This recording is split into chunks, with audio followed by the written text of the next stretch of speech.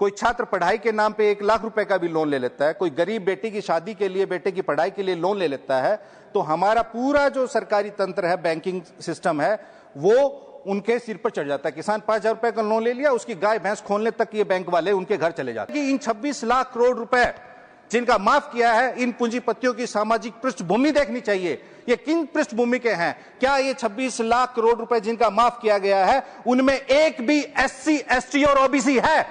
रद्दी तक तोली जाती है तराजू में, रद्दी तक तोली जाती है तराजू में। बिकने से पहले तुम्हें कोई परख रहा है तो इसमें बुरा क्या है? महोदय, अभी हमारे साथी सब बोल रहे थे कि 2014 से पहले क्या था। 1947 में जब हमारा देश आजाद हुआ और अंग्रेज देश छोड़ के गए, उन्हें भगाया गया, उस वक्त देश में खाने का अन्न भी नहीं था, और जो उधर बैठे उनका तो देश की आजादी में कोई योगदान नहीं था। तो जब हमारा देश आजाद हुआ तो उस वक्त हमारे देश की जो लिटरेसी रेट था वो मात्र 12% था, और देश की औसत आयु 32 वर्ष थी, और हमारे देश का पहला बजट मात्र 197 करोड़ रुपए का था। आज हमारे देश का बजट 55 लाख करोड़ रुपए है, और 2014 तक कितना था वो सब जानते हैं। तो 1947 से लेकर 2014 तक का जो सफर था, वो उसमें सभी देशवासियों का योगदान था। तो उससे पहले सृष्टि नहीं थी, चांद सितारे नहीं थे, ऐसा नहीं है। सब कुछ 2014 के बाद नहीं हुआ है। महोदय, जैसा अभी इस बिल में ये bank insolvency and bankruptcy code की हम बात कर रहे हैं, तो पिछले 10 साल में ये सरकार का आंकड़ा है कि 26 लाख करोड़ रुपए का कर्ज माफ हुआ है।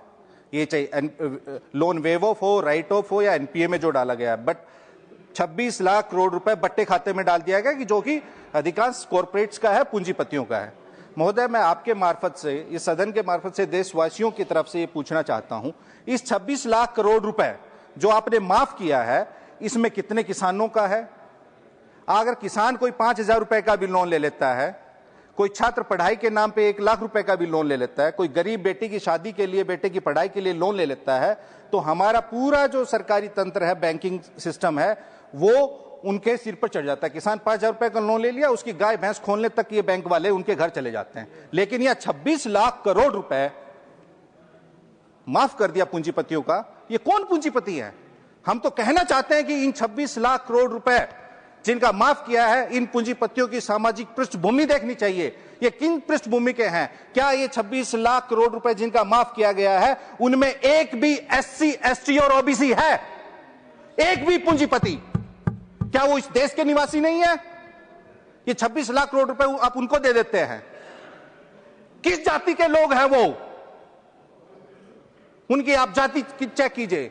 वो इस देश का पैसा खा के जाते हैं, और एक किसान जो कि किसानी कौम के लोग हैं, गरीब लोग हैं, वंचित है, पिछड़े हैं, दलित है, आदिवासी हैं, 5 से 10 हजार रुपए भी आप उनका माफ करने में, ये बैंकिंग वाले उनकी गर्दन पे पैर रख के वो वसूली करते हैं, लेकिन अपने पूंजीपति मित्रों का ये सब लोग माफ करते हैं।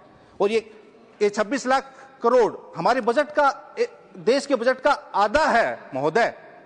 ये बहुत बड़ी रकम है। इनका क्यों माफ किया जाता है, ये सोचने का विषय है। अब इसका क्या असर होता है हमारी अर्थव्यवस्था पे? India is one of the most unequal country in the world. World Inequality Lab has reported that the top 1% of our country owns 40% resources of this country.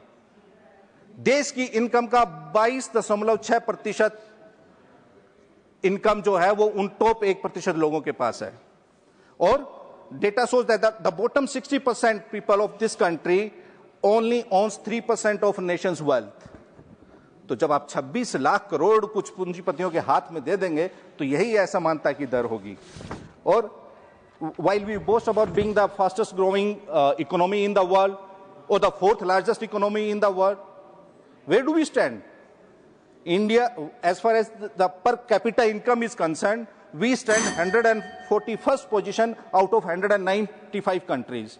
तो जो हमारी इनकम की जो असमानता है, आय की असमानता, सरकार को उसको दूर करना चाहिए और जो देश की बहुसंख्यक आबादी है उन पे भी कुछ नजरें इनायत करनी चाहिए। उनके भी जो SC ST OBC के जो व्यवसायी हैं, एंटरप्रेन्योर्स हैं, उनको भी आप लोन दीजिए और उनको भी जरा ये रियायतें दे दीजिए जो आप अपने पूंजीपति मित्रों को देते हैं, जो 26-26 लाख करोड़ माफ करते हैं।